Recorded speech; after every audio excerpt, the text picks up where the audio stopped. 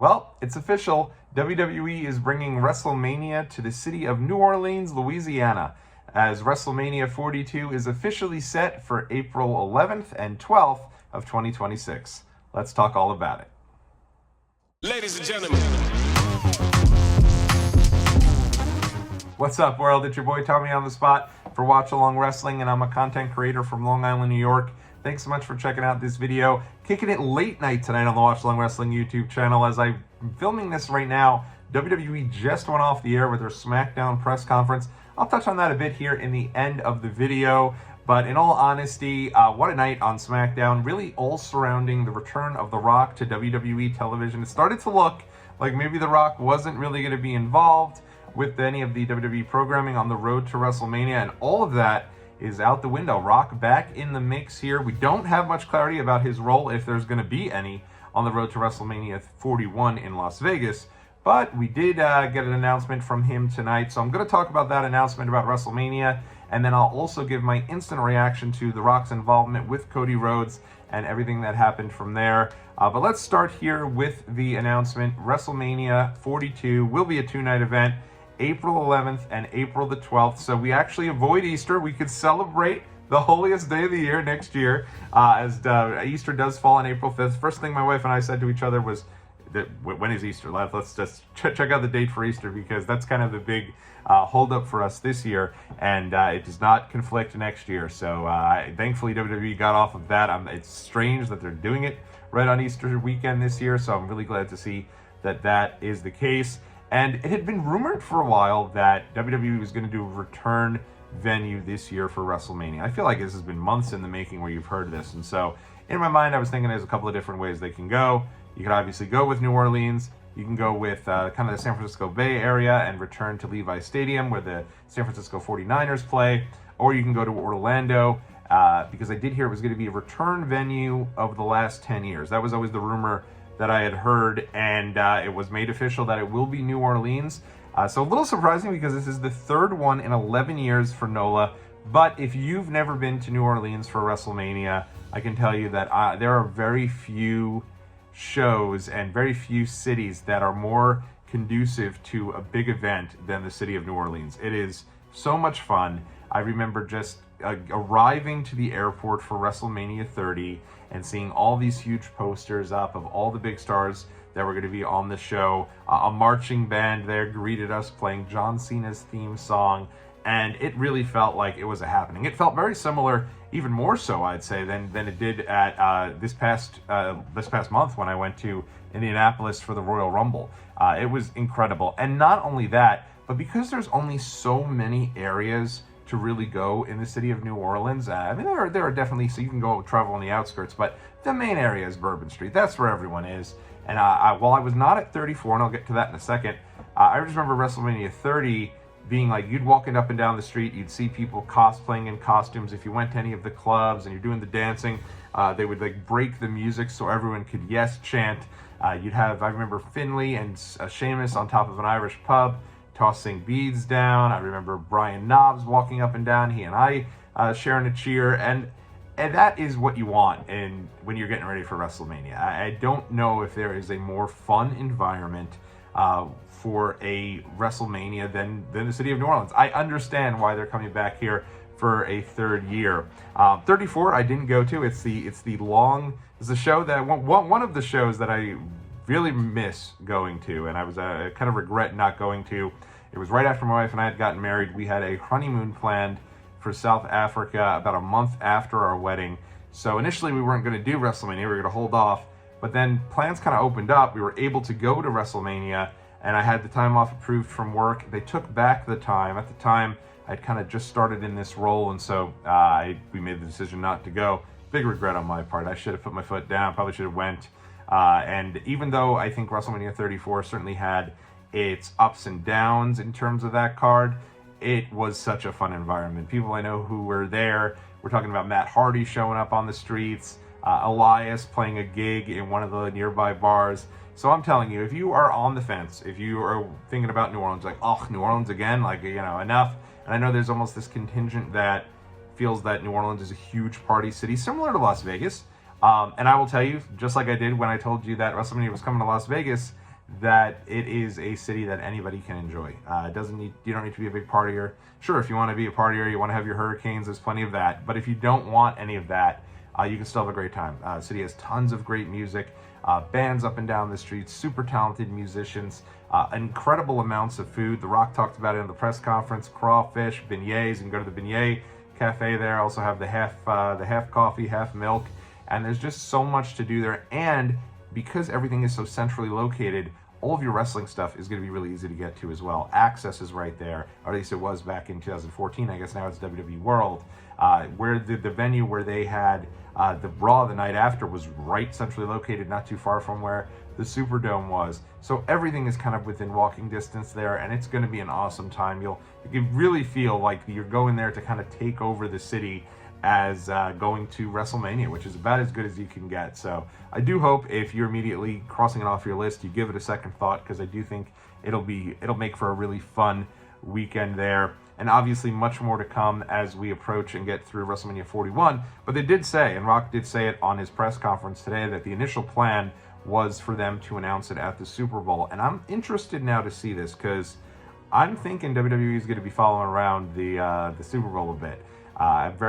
Next year, obviously, Super Bowl takes place in Levi's Stadium, and I do wonder if WWE will utilize this as an opportunity. Obviously, with Indianapolis waiting in the wings, they're going to be getting a WrestleMania here. I think it's over the next 7 years.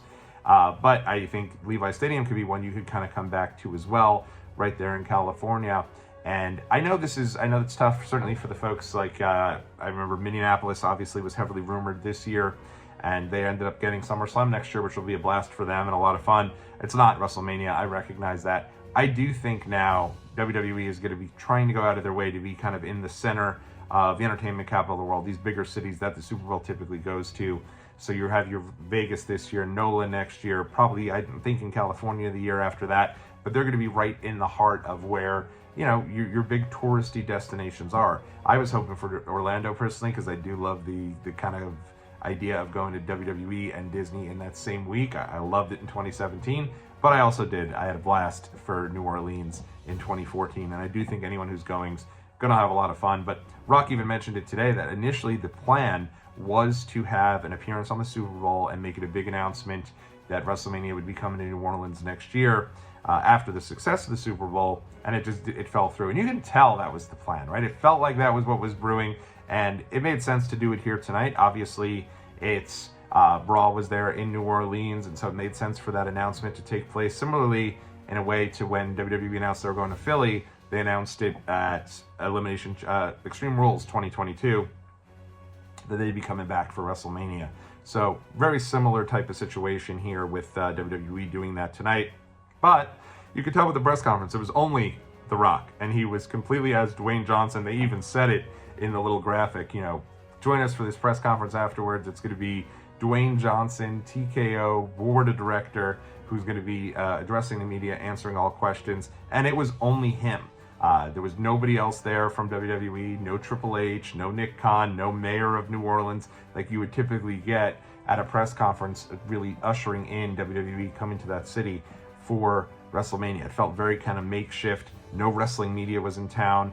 The people who were in the crowd were really, it felt like more so individuals that were local to New Orleans and all about New Orleans, who probably had 24 hours to plan to get to this press conference starting at 11 p.m. And so they did, and they certainly had some really good folks there. But that's why all the questions there was not a single question at this press conference that was related to wrestling at all. No one asked The Rock what his role was going to be at WrestleMania 41. No one said, are you going to be at WrestleMania 41? And I don't know if they prepped the questions or not, but it went right into questions. Rock didn't really even make like an opening statement or anything like that. And it was all, and I really loved, first off, I loved this press conference. This was 30 minutes of Dwayne Johnson just being super real, and I thought it was awesome. But if you're looking for like your juicy wrestling news coming out of that, you didn't get much. He really kind of just went into his career. Someone asked a great question about what his WrestleMania moment was that was a setback for him, and he really went in depth at WrestleMania 13 talking about his match with the Sultan and how Rikishi was able to calm him down when the crowd was turning on him, and then that leading to him eventually coming back and joining the Nation after he started to think he was going to lose his job altogether and he'd have to start doing MMA. So I thought that was a really good insight from him. And a lot of the other ones were popcorn type questions. What are your favorite foods in New Orleans? He did mention that he specifically came out tonight because when he came out to The Rock's music, and then there was the kind of final boss lightning overtones that have been a part of his final boss, I guess, Titantron video, for lack of a better term. And it immediately cut to a Lil Wayne song, and Rock came out. And he did say during the press conference that was his way of giving a nod to Lil Wayne. Said he loved the Super Bowl. He really has a lot of respect for Kendrick Lamar. Thought Kendrick Lamar did really well. But at the same time, I think this is their way of kind of giving Kendrick an opportunity here. And I do think Lil Wayne an opportunity here. And I'd be stunned if Lil Wayne doesn't have a performance at WrestleMania next year. I definitely think they're going to do everything they can to get him there, which I think a lot of people, rightfully so, thought Lil Wayne probably should have had a role at this year's Super Bowl halftime show. But I'm a Kendrick Lamar guy myself, so I thought his halftime performance was great. But let's get into The Rock's appearance tonight, other than his part of WrestleMania and announcing WrestleMania 42. First and foremost, I thought he was showing up. I thought he was going to announce WrestleMania 42, and I thought he was going to get the heck out of there, and that was going to be the end of The Rock. That was all you were going to see. I was ready to be disappointed. I was ready to be like, how tone deaf can WWE be? Everyone. He is the very clear omission to the WrestleMania build this year. We've really kind of sat here with The Rock going on over a year now, with him coming in and obviously having this cliffhanger with Cody Rhodes the night after WrestleMania 40. First off, he beats Cody clean WrestleMania 40. Next night, the cliffhanger of what did Cody hand to The Rock? And then he shows up, obviously, at Following Bad Blood, gives the old three fingers kind of slice there, and he kind of stares down both Cody and Roman, and that feels like, all right, that's the start of WrestleMania. And now we really haven't seen him, right? He was there to start off Raw on Netflix and put Cody over like his best buddy and like $1 million, put Roman over, and it just seemed like he was just going to be out of the mix here, which I do think is disappointing. But at least in this particular event, and it was unclear what he wanted to do, who he was supposed to be. He's going up there as The Rock. He's then talking about everyone in the crowd having syphilis, and it was a little disjointed, but he did bring out Cody Rhodes, and it was a moment between the two of them where he ends up telling Cody Rhodes, hey, right now, you're a great champion. I have a lot of respect for you, like I said. You mentioned that him and Cody are now friends. Crowd booed. He ended up putting a photo up of his mom with Mama Rhodes, and the two of them smiling. Crowd booed. Crowd does not want Rock and Cody to be friendly at all. They want these guys having a big match somewhere down the line. And just when it looked like this was not going to be where we were going, they at least tied a storyline into this here, because The Rock looked at Cody Rhodes and he said, hey, you're a great champion. I have a lot of respect for you, but I can make you bigger. Think about this. How many millions of followers do you have? Doesn't matter, because I have 500 million followers, and I want all of that for you. Because, Cody, I want you to be my champion. And Cody looked confused, and he was like, wait a minute, I'm not your champion, I'm their champion. What do you mean you want me to be your champion? He said, Cody, I want your soul. And weird, right? Definitely a little. Even Ava, his daughter, put on Twitter and said, or X, whatever it is, and said, like, that's super extreme or something to that extent. The soul is too much or something. But at least now, and they even announced that now the next phase of this is going to be The Rock and Cody Rhodes with a segment on March 1st, Toronto, Canada. I'm still maybe dealing with that itch, and I don't think I'll be there, but they're going to be having a segment in Toronto for Elimination Chamber, where the two of them are going to meet. And Rock wants his answer from Cody if Cody is going to join him. And Cody looked conflicted at the end of the segment. So, early bird special, fantasy booking, it is what it is. I expect Cody to decline The Rock.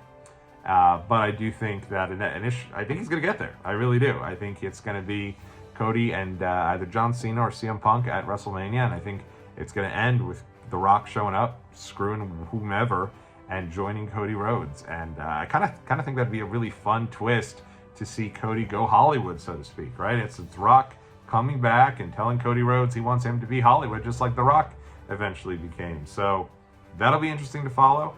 I don't know if they're going to go in that direction, because obviously Cody is QB1. He's a hero to the masses. He's a hero to all the kids.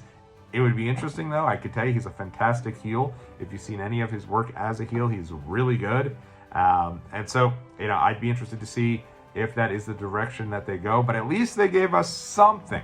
Maybe it was, maybe he people were saying he was going to come out, he was going to say something a little mysterious, and then he was going to bounce. I will take that, because I thought for sure we were getting, hey, we're going to New Orleans, and that's it.